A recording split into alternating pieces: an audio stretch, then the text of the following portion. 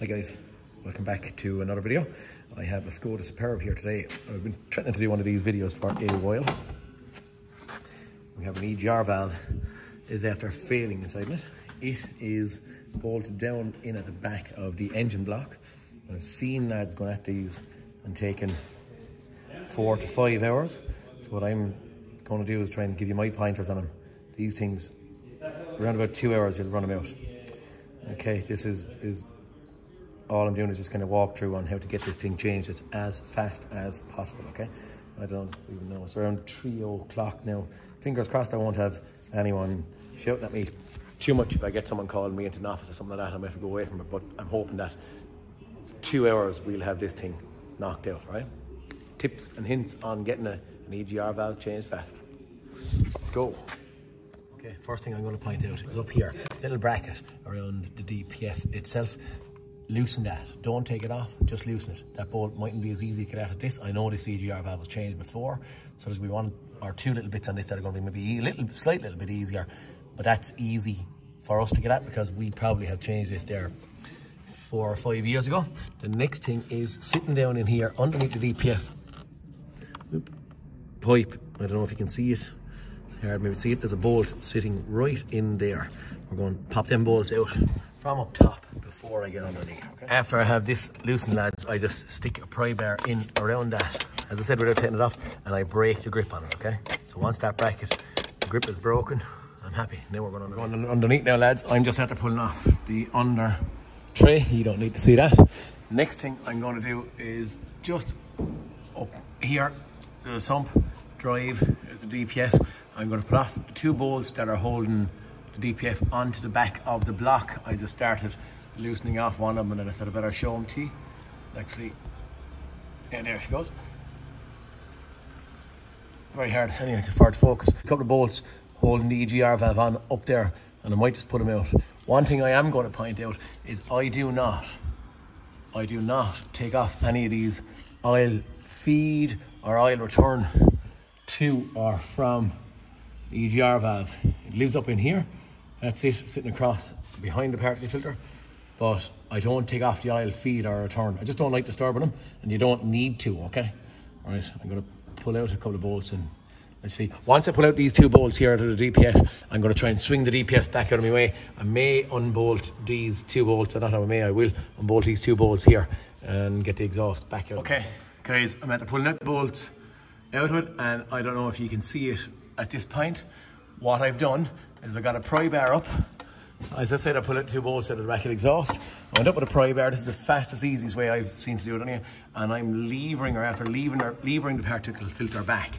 And I wedged in a deep, it's actually a 32 socket, a deep socket there that's given me a lot, if you can, well not a lot, but more access to that EGR valve, as you can see, which is up here, okay? There's one awkward bolt on the very top of it. It's the first time changed. The awkward bolt on the top is the hardest one to get at. There's a bolt sitting right here, just above that oil drain off. And then I have 2 of them. I have 2 of them sitting over here. I'll zoom in there a bit, maybe see. I have 2 of them sitting here. There's one just there. And I have one, no, I don't know if you see that one, but it's just up there on the top side of it. You can see the head up there, okay? What I'm going to do with all of these pipes here, I'm going to take off the bolts out of them, and I'm going to loosen the pipes at the other end where they're going onto the exhaust manifold and stuff. I'm going to loosen them. I'm not actually going to take them off. And the same in here. There's another one sitting on the top here. That top one, I'm going to take it off the EGR valve. I'm going to get some of the water pipes out of my way, and I'm going to loosen where it bolts onto the head. I'm not actually going to take it off where it bolts onto the head. They're the electrical connections there. They're going to be easy to pull off. Very, very easy, okay? So I'll pull off the frivolous stuff and I'll get another video for you in a second, okay? Okay, guys, we're starting to do a little bit of stripping here. The next tip I'm going to give you is I've disconnected a water hose. I know it's all very tight and hard to see, but I've disconnected the water hose from that top. I can see the camera not focusing very well. I think it's because my hand is in there. you can see that rusty colour anyway one. I've disconnected that pipe off the rusty colour one, and then this one here I've disconnected off the end of the EGR valve. But if you pull the tube off quite fast, they will actually fit into each other. So one of them is bigger than the other, and by stuffing them into each other, what I find is I don't lose much water. So I have a catch can on the ground, and you can see what little bit of antifreeze I've lost. Now at the other side, over here on the time belt side, we have another water feed into the actual EGR valve again, and what it is, it's popping in or onto that pipe. Okay, so where we're looking is up here. Here I've actually put a clamp on the water pipe here, so the clamp is stopping any water coming out of it, and then I've popped it off. So that's off, that's off, that's joined into the other pipe that was up underneath, stopping any coolant leaking out on the ground. And as I said there, there's not much in that, so there's not just a fast little tip. There is pint maybe or so. Okay, that's the bits I'm at. Now I'm going to get that pipe, those pipes, and I'm going to hang them up on the gear cables. The gear cables are coming over here. I'm going to stuff them out of my way on the gear cables to get a little bit of a clear eye. Okay, I'm after hanging the pipes up on the gear cables. Now we're starting to see a little bit and get a bit of room in here, all right? As I said, the next protocol is going to be this and this. And at that point in time, this thing is just coming out on the ground. It's handy enough, lads. The only thing, hey, I will give you a tip. One of my men working for me was in here one day and they broke that actual piece of plastic pipe. So just be careful and cautious when you're taking that off. Use a little toothpick with a 90-degree bend on it just to free out the pipe so you don't actually break anything while trying to twist it off, and just wiggle it off nice and easily. That's aluminium, will be replaced, it doesn't matter. Here we're going in for the what are they, maybe T30 or so torques. 1, 2, 3, 4, and after that then I'm going to venture up a little bit higher to the other end of where these things are. Okay, for the 2 bolts that are sitting up and on that pipe there, I'm using just a 1/4, if you can see it, ratchet, little universal joint, and a 12 socket. Okay, that's what I'm getting in the top bolts up here, and you can see what's happening from down by the drive. You can't see it from here, you can see the bolt, but one of them is in there, and that's what I'm going to get in at these things with. Okay, that's that pipe off. The gaskets, I lift the one up on the manifold. These ones should stay in place. Probably got a little bit bent from me taking it out there, and that's that pipe out. 2 little size 12 nuts. Okay, and we took off, so the bolt stayed in the exhaust manifold, and now I'm going to hit the other one. I'm not going to take the other one out fully, so it's not going to be here. I'm going to leave the other one up in situ. The other one, from the outset, if I was looking at it like that, I'm going to take out one bolt. They're situated differently. We'll say they're maybe something like that. I'm going to take out one bolt, and one of these, I can't remember, one of them is easier to get at than the other. I'm going to take one out fully, the other one I'm going to leave in, bring it out 2 or 3 threads. And when I bring out 2 or 3 threads, what I'm going to do is leave that awkward one hanging in it so we can just swing this thing out of our way of the EGR valve. Okay, I've taken out one bolt, as I said, out of the top of that pipe. The bottom one is still in because the more awkward one, there's nearly a hide behind this plastic pipe here. And then what I do is, while it's still connected in there, I kind of just push that pipe up, if you can see it, up out of the way. Once that's out, up and out, I have pulled out the 3 bolts out of the EGR valve. The top one, which is just sitting in there, had been removed already. That's a more awkward one, takes a little bit of time, but at this point in time, that will work its way over and out. Now I'm not, and I haven't taken out any of these. Oh, there you go. And then we got a sub of water. Actually out of the cooler, the water came and I pulled it out. Sorry. Okay, there's more water out of the cooler, just as well I had my catch can. Okay, that is that out. Again, this has popped down. I'm seeing that I'm probably after losing the gasket off of that. I will put it back in there in a second, and I'm going to squidgy it back up there for when I'm going back together again. Okay, that's it anyway. That's removed. Okay guys, my EGR valve is back in, just widgeted into place. I'm after sticking in the top bolt on that pipe up here. Once I've that in, I'm now sticking in the 2 bolts, which are, oh, this camera isn't doing it very well. The 2 bolts which are in that part of the exhaust EGR pipe. I'm going to squeeze them up. Once I've these squeezed, I squeeze the top ones, or I squeeze the top ones and then squeeze these ones, whichever way. I have the 3 bolts holding the EGR valve in. Now, again, I'm not going to put in that one that's on the top. Maybe it's wrong. Maybe people might say that's too silly, stupid, it'll fall off. They don't come loose. With those 3 in there and torqued, the top one doesn't come out. It is adding on a little bit of fiddly time, which you don't need. So once you get it out once, for me, just in case I'm going to be working on that car for a long time, or the customer is going to be coming to me for a couple of years, I never put back in that bolt again. So that's just my bad. People might give out to me for it, but that's what's happening for me right now, okay? In she goes, and I get back on a few water pipes and stuff. Okay guys, I put in the 2 bolts in there. If I can find it in there. The other 2 bolts, I'm going in again with my little 1/4" ratchet, universal joint, but you can see what you're doing on it from down here. So you can see the head of my socket there. You can see the other bolt. I got the second one in my hand starting, but that one is a little bit fiddly, goes in with the extension, and I can turn then. I won't even try and reach the thing while off camera, okay? Just getting in them 2 bolts. Okay guys, I have my top water pipe on, bottom water pipe on. I put on the little cover on the actual EGR cooler bypass. And yeah, the block connector got into the actual EGR motor itself. I'm going to go now and get on the clips. There's a clip here and a clip up there. When I put my hand in, it goes out of focus. The 2 clips on, that's what I'm going to use here. To do that is this little thing. It's just a handy gadget for putting on these clips.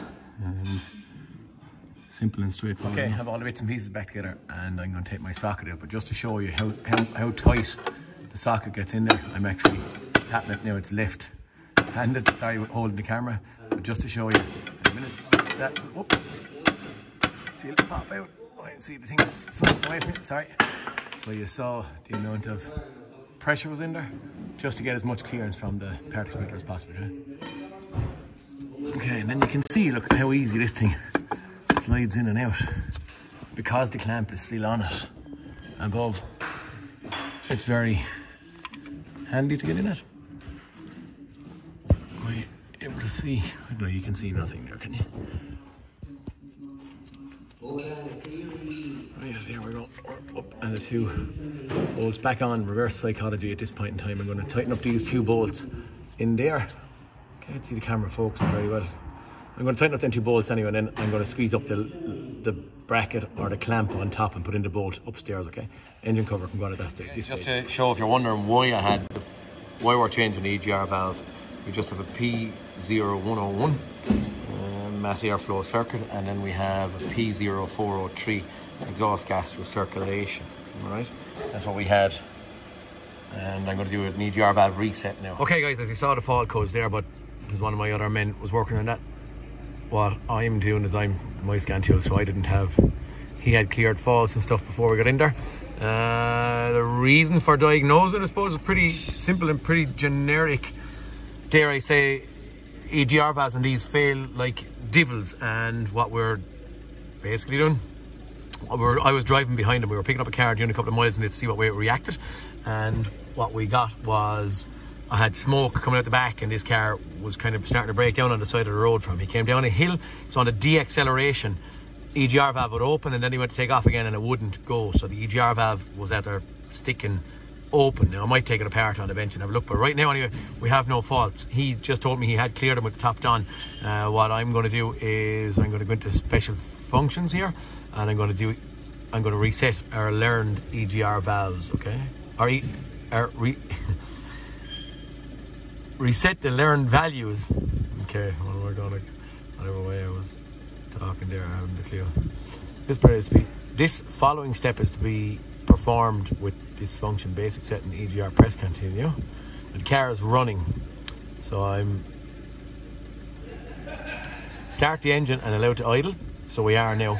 Move gear selector to position P if automatic, or just into neutral. We're in neutral now. We're going to continue. After she's going, the engine revs are going up a slight little bit. You can see we are 2000 RPM. You can probably hear it as well. It's running through the procedure or process or whatever you want to call it. And it's only kind of, I suppose different manufacturers might be different internals in the EGR valves, but what I would know is that in case carbon builds up underneath the seats or anything like that, the potentiometer inside in the EGR valve itself might be sending them back a different voltage between the new and or the old EGR valve. So what it's basically doing is just setting itself up, relearning the values that it sees at this point in time with the new EGR valve in it. And that's kind of that. So that's why we were chasing after fault codes and stuff. Sorry, why we were chasing after an EGR valve from those fault codes, from what we've seen me running behind the car, running really, really bad once he came down this hill on deacceleration, put his foot down again. So it was kind of self-explanatory, because they failed so much. This bit mightn't be very interesting. Maybe some lads want to fast forward, maybe they don't. Actually, put in the comments whether you think I'm right or wrong to not put in that bolt. Any technicians that follow me, maybe you might put in a comment as well and say, lots of lads have probably changed these, lots of lads that have changed them, do they put in that one awkward bolt? You can get in that relatively easy. Get a kind of a short 30 Torx with maybe a ratchet spanner on it, so the little Torx fits into the bolt. Go in up with your hand up between the EGR valve, sorry, the DPF and the EGR valve. Stick in the small one by finger up the ratchet spanner, and you can run it out, put your finger on top of it maybe, and even a second hand to whiz it out. But it's not that awkward, but it does add on 10 or 15, 20 minutes. And I suppose years ago I left this one out of it. It's not there, so I'm not going to go looking for one at this point in time, if it was me. I think I'll pause out of this video at this point in time and come back on when this Malaki has stopped. I don't know if it takes me. Right, sorry, my phone rang and interrupted it there. All I was doing and it didn't catch it on camera. Just reset your EGR, reset learn values, okay? Don't forget to do that afterwards. That is kind of it, boys. I think what I didn't show on camera, was just don't forget to do the little bracket. Maybe I did the bracket up here on the exhaust or the DPF, and the bolt in on the top. Other than that, guys, please like and subscribe if any of my hints and tips are any good to you, and I will see you in the next cartoon, and hopefully this is going to help out someone. Okay, don't forget to comment now down below.